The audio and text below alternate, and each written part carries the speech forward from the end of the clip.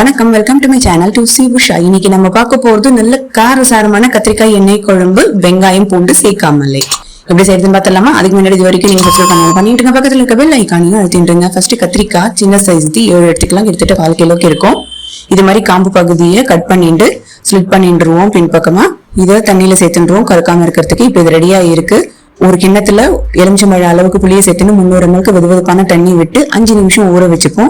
இதுக்கு மசாலா ஒன்று ரெடி பண்ணிப்போம். அடுப்புல கடாய் வச்சுட்டு 1 ஸ்பூன் அளவுக்கு எண்ணெய் விட்டுட்டு 3 டேபிள் ஸ்பூன் அளவுக்கு தனியாவை சேர்த்துக்கலாம்.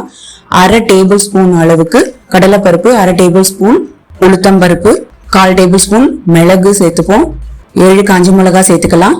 1/4 ஸ்பூனுக்கு பெருங்காய பொடியை சேர்த்துண்டு எல்லாத்தையும் வறுத்துப்போம். 2 டேபிள் ஸ்பூன் அளவுக்கு தேங்காவை சேர்த்துப்போம். கொஞ்சோண்டு கருவேப்பிலையை சேர்த்துண்டு எல்லாத்தையும் வறுத்துக்கலாம். நல்லா வறுபட்டதும் இதை ஆறுனதுக்கு அப்புறம் மிக்சி ஜார்ல சேர்த்துருவோம். இதை கோர்ஸா அரைச்சி எடுத்துன்னு வந்துருவோம். அரைச்சின்னு வந்தது இப்படி இருக்கும். இப்போ இது ரெடியா இருக்கு. அடுப்புல கடாய் வச்சுட்டு 3 டேபிள் ஸ்பூன் அளவுக்கு நல்லெண்ணெயா விட்டுப்போம். 1/2 ஸ்பூன் உளுத்தம்பருப்பு, 1/2 ஸ்பூன் கடுகு, 2 காஞ்ச மிளகாய் சேர்த்துக்கலாம். கொஞ்சோண்டு கருவேப்பிலையை சேர்த்துட்டு கத்திரிக்காவை சேர்த்துக்கலாம். நீங்க தேவைப்பட்டா கத்திரிக்காய்க்கு இந்த பொடியை ஸ்டஃப் பண்ணிட்டு கூட சேர்த்துக்கலாம்.